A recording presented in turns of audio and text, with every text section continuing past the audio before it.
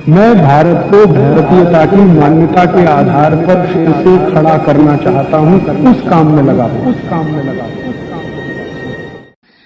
कई बार आप ऐसा मत करिए, बच्चों को कई बार ऐसा लगता है झपकी आ रही है तो आप जबरदस्ती पढ़ने को मत बिठाइए।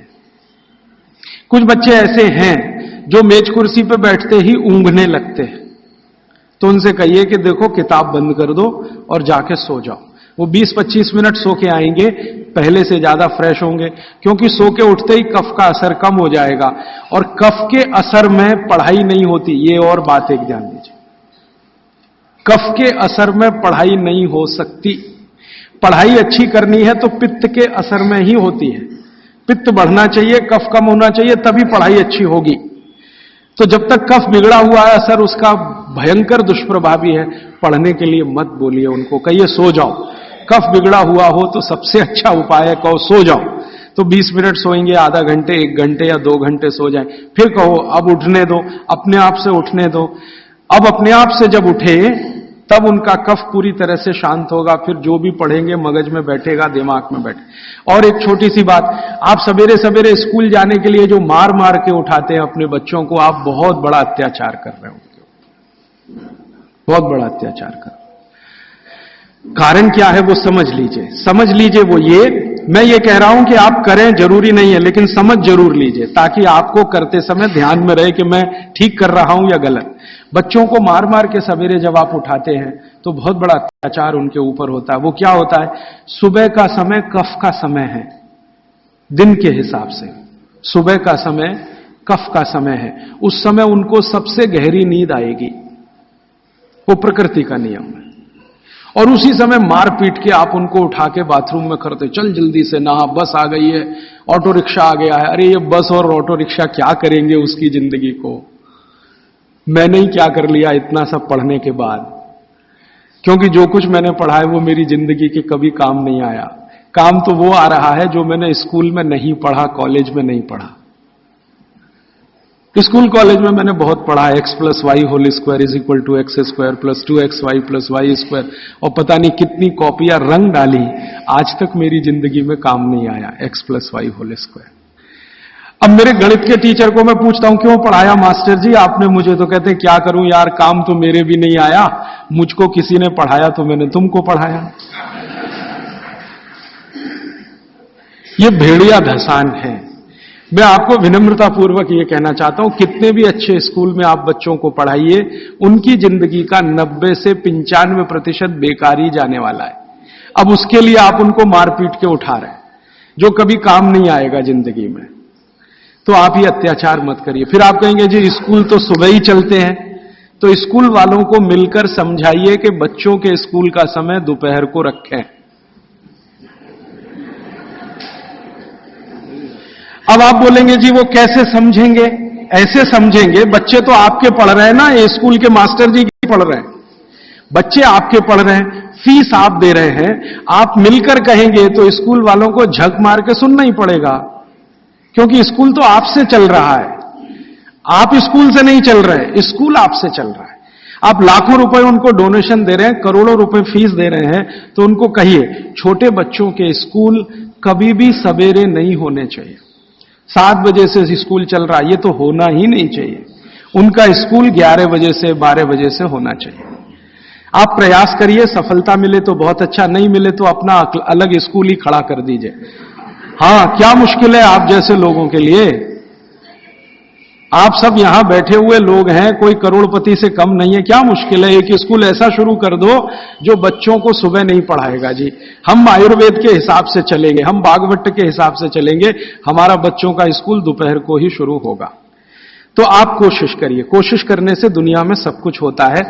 जब से मैंने ये बातें मेरे मित्रों से शेयर की, हमारे कार्यकर्ता बहुत हैं देश भर में, करीब 18,000, उनसे जब शेयर की तो उन्होंने कई कई जगह प्रयास किए, कुछ में सफलता भी मिली। स्कूल वाले मान गए, समझ गए, बागवट के सूत्र उनको समझाए तो वो मान गए। हाँ, बच्चों को, क्योंकि स्कूल में पढ़ाने वाली भी टीचर है या टीचर है, उसके भी अपने बच्चे हैं, वो भी देख रही है, महसूस कर रही है कि सुबह तो सोने का ही उनका मन करता है, तो सुबह तो सोने के लिए ही है उनके लिए, क्योंकि सुबह कफ का असर होता है और बच्चे तो कफ के ही प्रभाव में हैं, तो डबल असर होगा, इसलिए सुबह उनको नींद अच्छी आएगी। सुबह नींद अच्छी आएगी तो उनको झकझोर के जगाइए मत। अब सुबह की नींद उनकी ठीक से आए, इसके लिए वो रात को जल्दी सोए, तो 8 बजे तक सोने के लिए नियम डाल दीजिए। 8 बजे के बाद आपके घर का टीवी बंद हो जाए तो वो भी नहीं देखेंगे, आप देखेंगे तो वो भी देखेंगे। बच्चे तो जो आप करते हैं वैसे ही सीख लेते हैं। तो आप 8 बजे के बाद टीवी को बंद करने का नियम डाल दीजिए। बच्चों में आदत पड़ गई नींद आने की 8 बजे, तो वो सोएंगे, भरपूर नींद लेंगे, सुबह 6 बजे तक उठेंगे, बहुत अच्छे से उठेंगे। फिर आप चाहें तो उनसे कोई भी काम करवा सकते हैं, उनके मन में ना चिड़चिड़ापन होगा, ना गुस्सा होगा, ना कोई नेगेटिव थॉट होगा, क्योंकि नींद जीवन में उतनी ही बड़ी चीज है जितना भोजन।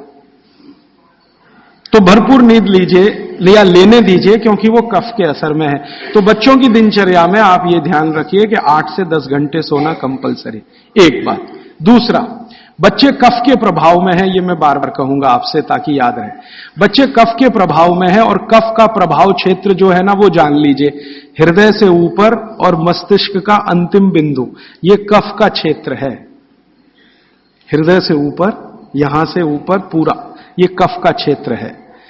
हृदय से नीचे नाभि तक ये पित्त का क्षेत्र है, और नाभि से नीचे पूरा ये वात का क्षेत्र है। तो बच्चे कफ के असर में हैं, तो ध्यान रखिए कि उनको जितने रोग होंगे वो यहां से ऊपर वाले ही होंगे बचपन के। नाक बहेगी, सर्दी होगी, जुकाम होगा, खांसी आएगी, ये सब इसी एरिया के रोग हैं। तो भागवत जी कहते हैं कि बच्चों को कफ के असर से बाहर लाते रहें, बिगड़े नहीं उनका कफ। तो इसके लिए बच्चों की मालिश, उन्होंने एक शब्द, बहुत सुंदर शब्द दिया, अभ्यंग मालिश।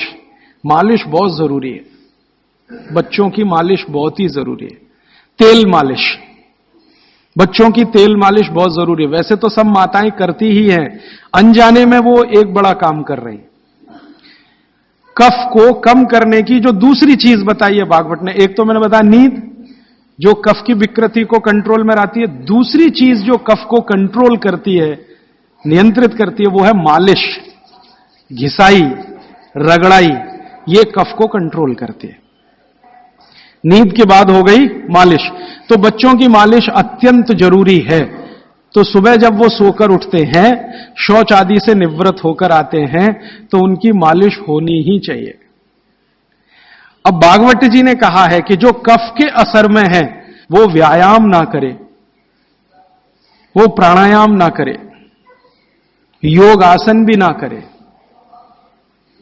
ध्यान रखिए इस बात को। भागवत जी कहते हैं कि कफ के असर वाले व्यक्ति को ना तो व्यायाम, ना तो आसन, ना तो प्राणायाम, उसके लिए है मालिश, रगड़ाई चाहिए उसको शरीर के। ठीक है, तो मेरी आपको विनती है कि बच्चों को व्यायाम करने के लिए प्रोत्साहित मत करिए। कई बार माता पिता टीवी का चैनल खोल के वो रामदेव जी का चल रहा है, चल तू भी कर, उसके लिए नहीं है ये। व्यायाम, योग, प्राणायाम उनके लिए सबसे उपयोगी है जो पित्त के प्रभाव में है। वात के प्रभाव वालों को बहुत मामूली, पित्त वालों को सबसे ज्यादा, कफ वालों को बिल्कुल नहीं। योग, प्राणायाम, आसन कफ वालों को बिल्कुल नहीं, वात वालों को थोड़ा, पित्त वालों को सबसे ज्यादा। यह है सूत्र भागवत जी। तो बच्चों को मत प्रेरित करिए कि तुम आसन करो, कि तुम प्राणायाम करो, कि तुम ऐसी एक्सरसाइज करो। उनके लिए तो कफ के असर में है, तो ये एक्सरसाइज जितनी कम हो उतना अच्छा। मालिश करिए उनकी, भरपूर मालिश करिए।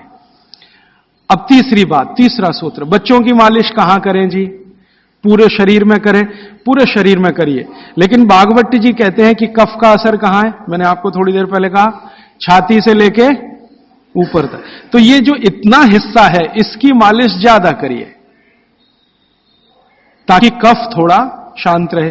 तो सीधे से बात अब मैं समझाता हूं, बच्चों के सिर की मालिश सबसे ज्यादा करिए। सिर, ये ऊपर का हिस्सा, धीरे धीरे धीरे धीरे तेल लगा के सिर की मालिश सबसे ज्यादा करिए। तो मालिश किससे करेंगे? तेल से।